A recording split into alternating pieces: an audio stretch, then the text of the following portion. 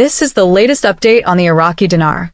We're seeing a complex picture emerge as of July 2026, one defined by a delicate balance between geopolitical pressure, banking reform, and the Central Bank of Iraq's firm commitment to its exchange rate policy.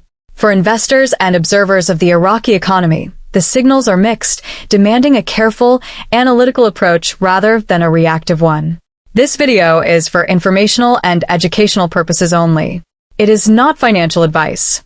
The most significant development in recent weeks has been the resumption of US dollar shipments to Iraq. After a halt of more than 2 months, the physical flow of dollars has restarted, a move that many analysts see as a critical relief valve for the economy. This pause had created significant friction, leading to concerns about dollar liquidity and contributing to pressure on the dinar in the parallel market. The shipments, which sources say were sufficient for several months, arrived during a high-level visit by U.S. Special Envoy Tom Barrack. According to reports, the envoy delivered a clear message of support from the Trump administration for Prime Minister Ali al-Zaid's new government. However, this financial support does not come without conditions. The restoration of dollar flows is widely interpreted as a tactical de-escalation rather than a full normalization of relations. The United States has linked its financial cooperation to concrete steps from Baghdad, including the disarmament and dissolution of Iran-aligned militias operating outside state control. This adds a significant layer of complexity to the situation.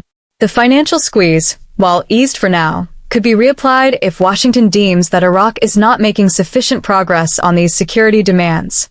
This puts the Iraqi government in a challenging position as it seeks to stabilize its currency while managing internal political pressures.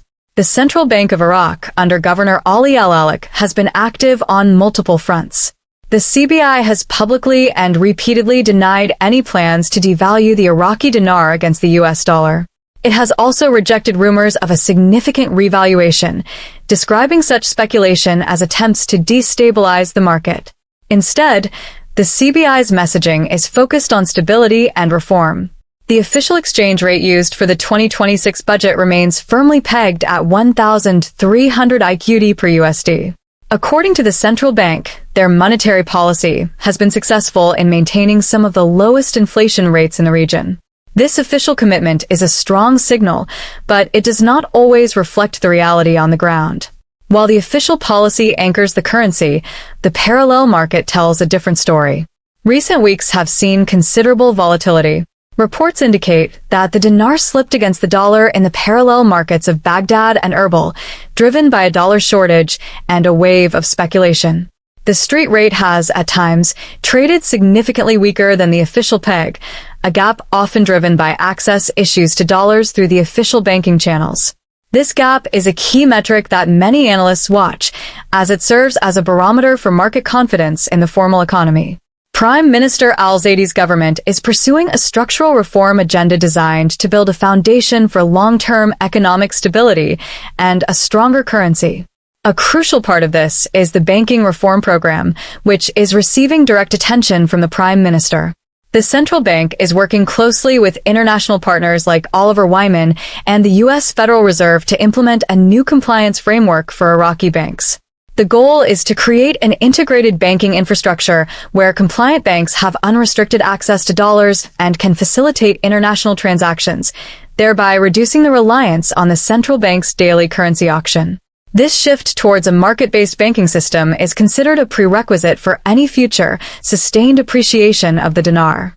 In a significant move that reinforces this reformist trajectory, Iraq and the U.S. finalized a package of landmark energy investment deals in mid-June 2026.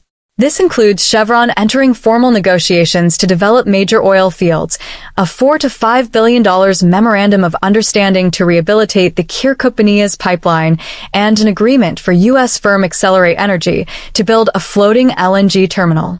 For a nation where oil revenues account for over 90% of government income, these deals are critical. They signal institutional confidence from major U.S. corporations and point toward a more diversified and resilient oil and gas sector.